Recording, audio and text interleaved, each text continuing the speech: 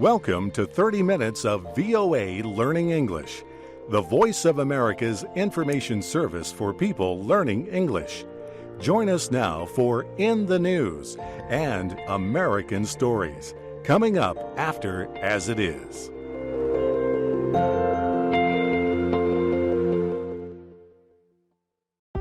Hello again, and welcome to As It Is. I'm Jonathan Evans in Washington. Today on the program, we have another story on Route 66. Ashley Thompson and Katie Weaver report on how the popular American roadway attracts visitors from around the world. There's a yellow rose in Texas, I'm going there to see.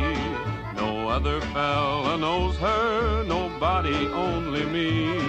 She cried so. Shamrock, Texas is a small town 30 kilometers from the Oklahoma-Texas border. The nearest major international airport is some 140 kilometers away. Some might say it is in the middle of nowhere. And yet, every year, Shamrock welcomes nearly 15,000 international visitors. What draws so many to this Texas town of 2,000 people?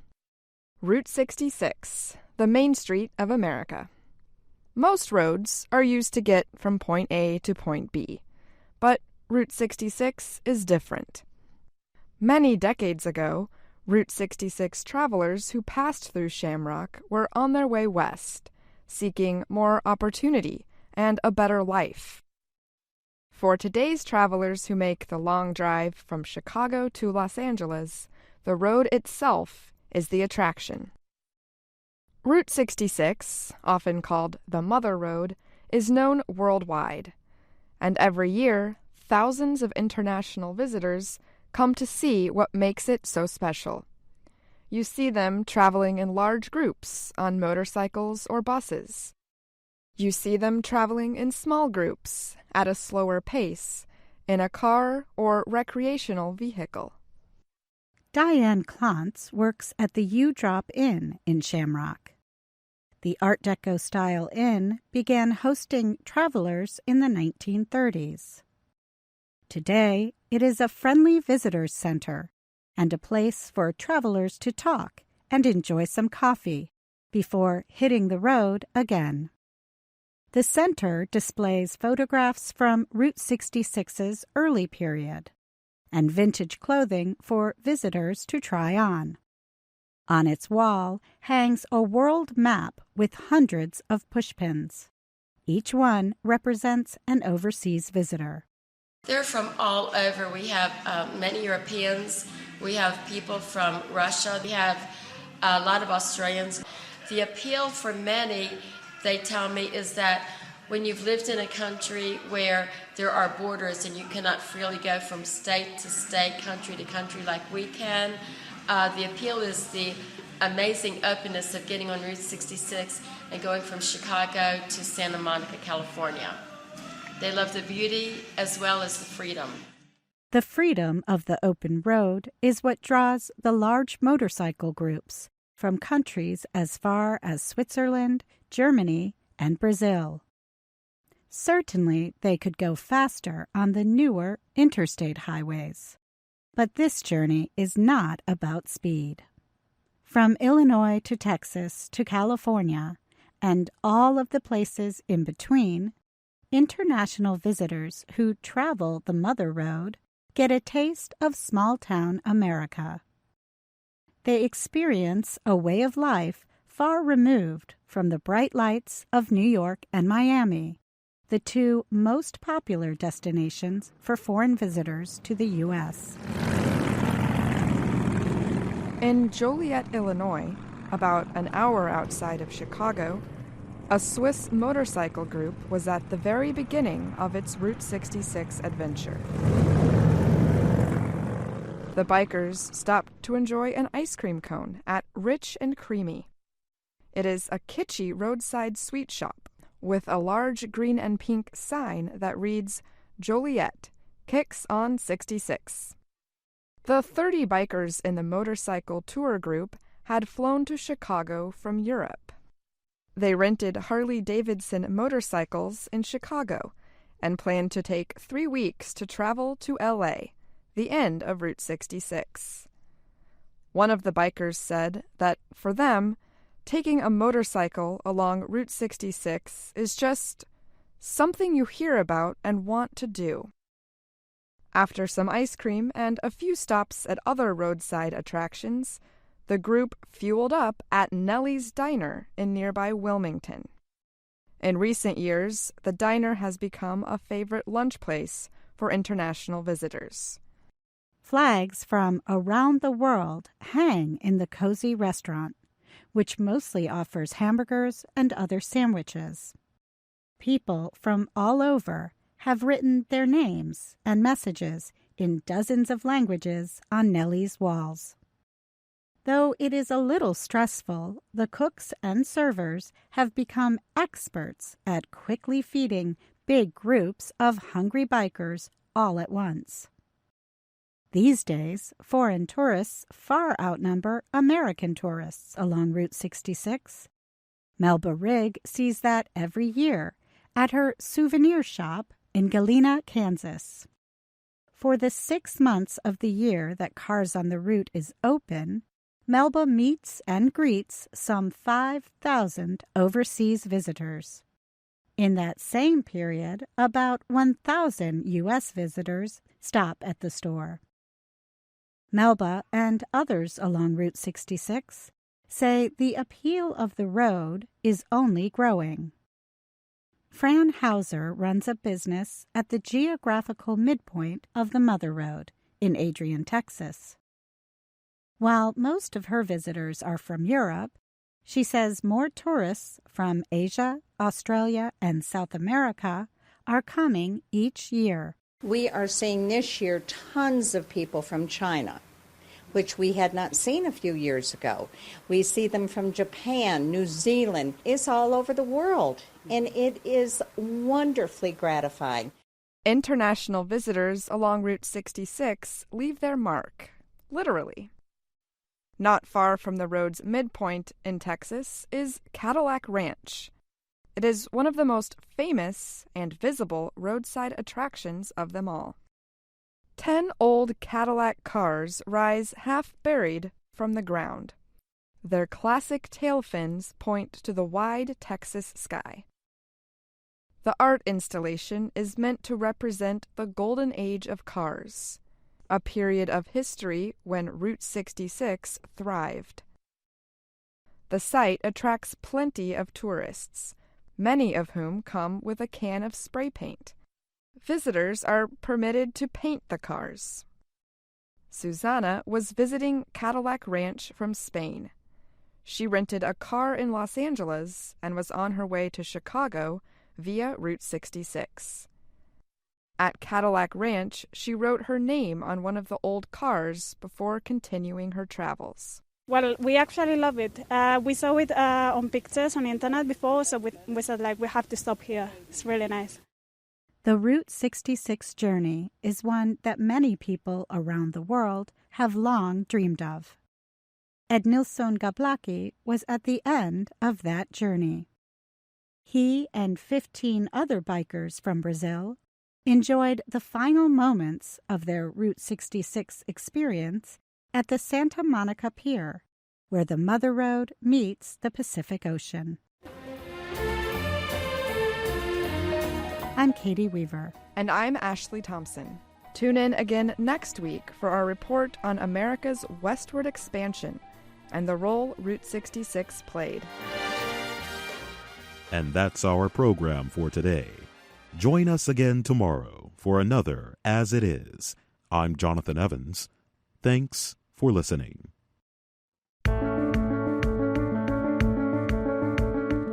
In the News is next, followed by American Stories. You can read and listen to our programs and download MP3s at learningenglish.voanews.com. You can learn with us on Facebook, Twitter, and YouTube at VOA Learning English.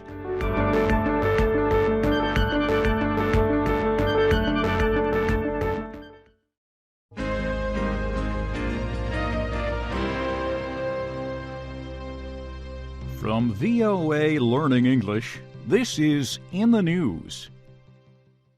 The National Medical Council in Cameroon is calling on government officials to close 1,000 hospitals it says are operating illegally. The council says the hospitals do not have enough trained medical workers and equipment. It says the medical centers are endangering the lives of millions of people. But some of the centers have trained, part-time medical workers. These doctors and nurses work in more than one clinic as a way to increase their earnings. And some doctors have left their jobs at government-operated hospitals and opened clinics so they can earn more money. This is not a new problem for Cameroon, and it seems to be growing. Early last year, VOA reported that the Ministry of Health had identified 600 illegal hospitals and clinics. Then, like today, it said they were responsible for causing deaths. More than a year and a half ago, the health minister said the government would target illegal clinics and close them if they did not have permission to operate. Cameroon's Medical Council now says 200 medical centers are operating illegally in the capital, Yaoundé. Reporter Moki Edwin Kinzeka visited one such clinic recently. He spoke with Yannick Ahanda, one of 20 people waiting for medical care. Je préfère les cliniques parce que les rendez-vous sont respectés, on ne s'aligne pas. He says he likes to go to private clinics because patients do not need to wait a long time to see a doctor or nurse. He adds that at government hospitals, patients are sometimes told after a long wait to return later because the doctor is not there or at a conference. He also says health care is better at private hospitals and clinics.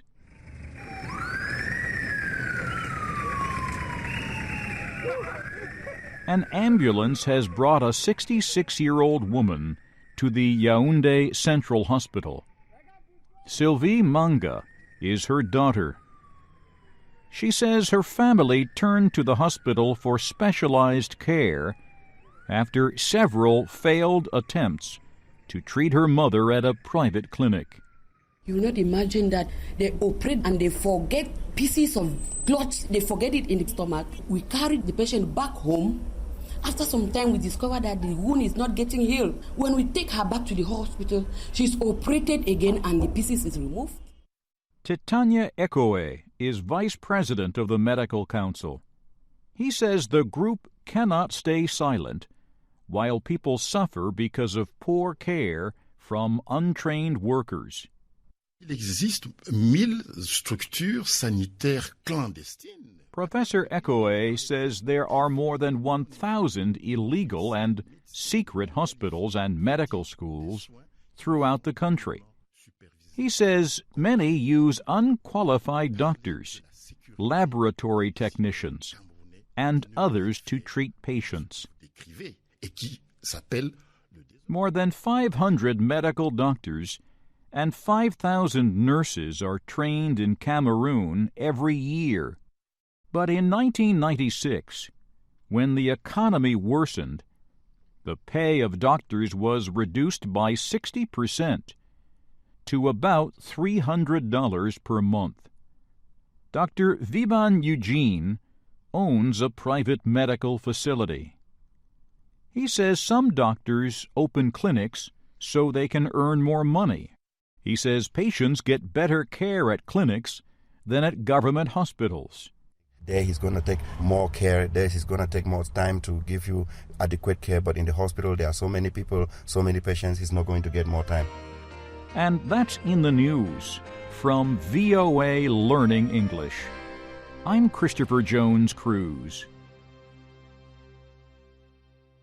Now, the special English program, American Stories.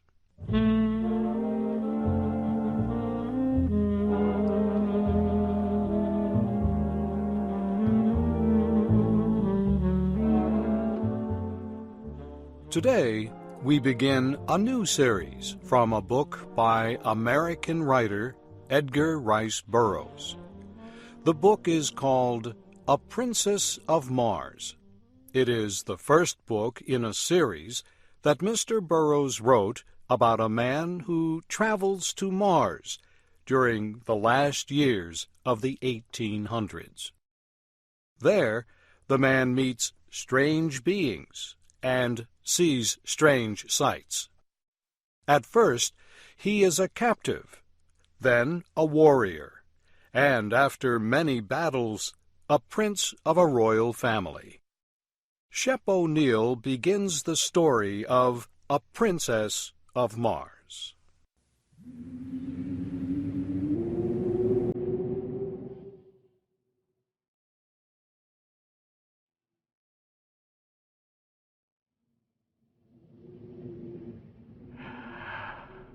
I am a very old man. How old, I do not know. It is possible I am 100, maybe more. I cannot tell, because I have never aged as other men do. So far as I can remember, I have always been a man of about 30.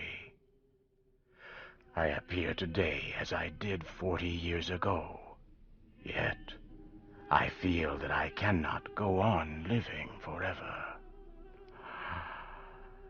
Someday, I will die the real death from which there is no escape. I do not know why I should fear death, I who have died 2 times, and am still alive. I have never told this story. I know the human mind will not believe what it cannot understand. I cannot explain what happened to me. I can only tell of the 10 years my dead body lay undiscovered in an Arizona cave.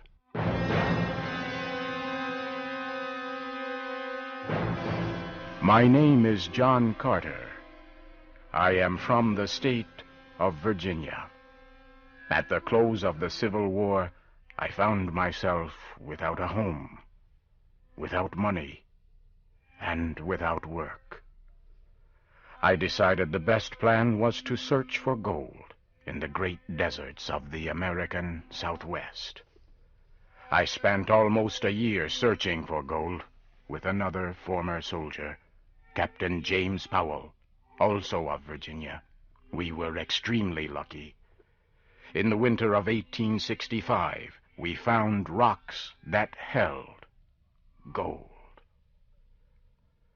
Powell was trained as a mining engineer. He said we had uncovered over $1 million worth of gold in only 3 months. But the work was slow, with only 2 men and not much equipment. So we decided Powell should go to the nearest settlement to seek equipment and men to help us with the work. On March 3rd, 1866, Powell said goodbye. He rode his horse down the mountain toward the valley. I followed his progress for several hours. The morning Powell left was like all mornings in the deserts of the great Southwest, clear and beautiful. Not much later, I looked across the valley. I was surprised to see 3 riders in the same place where I had last seen my friend. After watching for some time, I decided the 3 riders must be hostile Indians. Powell, I knew, was well armed and an experienced soldier, but I knew he would need my aid. I found my weapons, placed a saddle on my horse, and started as fast as possible down the trail taken by Powell. I followed as quickly as I could until dark. About 9 o'clock, the moon became very bright. I had no difficulty following Powell's trail. I soon found the trail left by the 3 riders following Powell. I knew they were Indians. I was sure they wanted to capture Powell. Suddenly I heard shots far ahead of me. I hurried ahead as fast as I could. Soon I came to a small camp. Several hundred Apache Indians were in the center of the camp. I could see Powell on the ground. I did not even think about what to do. I just acted. I pulled out my guns and began shooting. The Apaches were surprised and fled. I forced my horse into the camp and toward Powell.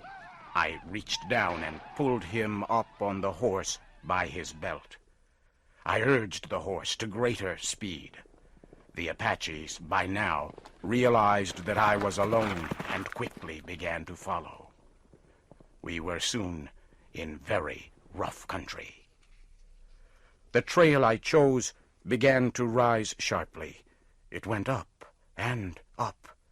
I followed the trail for several hundred meters more until I came to the mouth of a large cave. It was almost morning now. I got off my horse and laid Powell on the ground. I tried to give him water, but it was no use. Powell was dead. I laid his body down and continued to the cave. I began to explore the cave. I was looking for a safe place to defend myself, or perhaps for a way out, but I became very sleepy. It was a pleasant feeling. My body became extremely heavy. I had trouble moving. Soon I had to lay down against the side of the cave. For some reason, I could not move my arms or legs. I lay facing the opening of the cave. I could see part of the trail that had led me here. And now I could see the Apaches. They had found me, but I could do nothing. Within a minute, one of them came into the cave. He looked at me, but he came no closer. His eyes grew wide. His mouth opened. He had a look of terror on his face. He looked behind me for a moment and then fled. Suddenly, I heard a low noise behind me. So could the rest of the Apaches. They all turned and fled. The sound became louder, but still I could not move. I could not turn my head to see what was behind me. All day I lay like this. I tried again to rise, and again, but I still could not move. Then I heard a sharp sound. It was like a steel wire breaking. I quickly stood up. My back was against the cave wall. I looked down. There before me lay my body.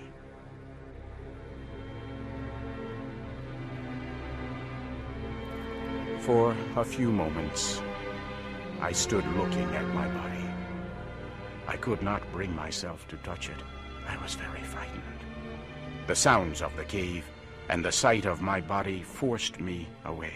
I slowly backed to the opening of the cave. I turned to look at the Arizona night. I could see 1,000 stars. As I stood there, I turned my eyes to a large red star. I could not stop looking at it. It was Mars, the red planet, the red god of war. It seemed to pull me near. Then, For a moment, I closed my eyes. There was an instant of extreme cold and total darkness. Suddenly, I was in deep, dreamless, peaceful sleep.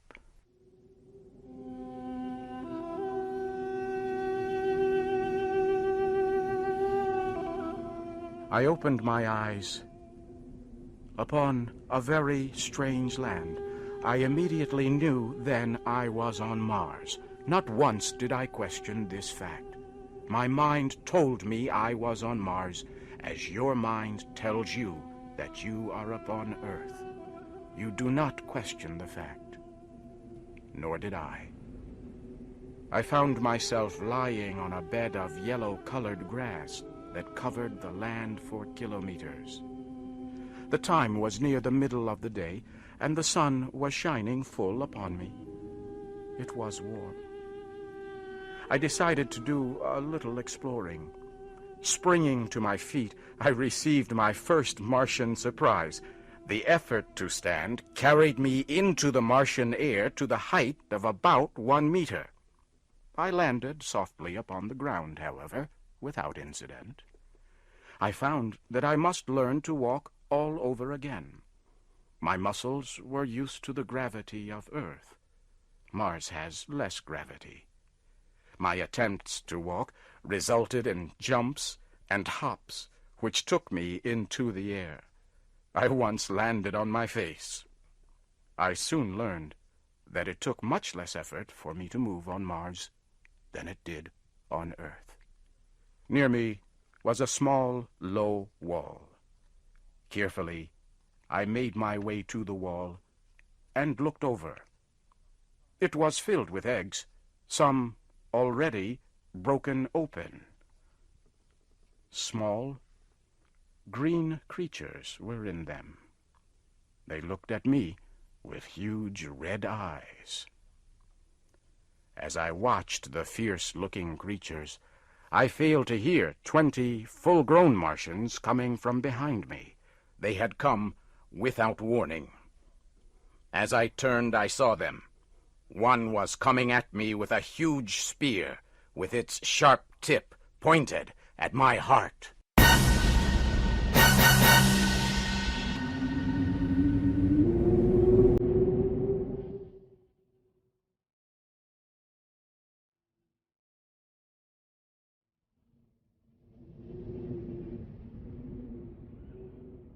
This is Bob Doty. You have been listening to American Stories and our version of A Princess of Mars. The voice of John Carter was Shep O'Neill.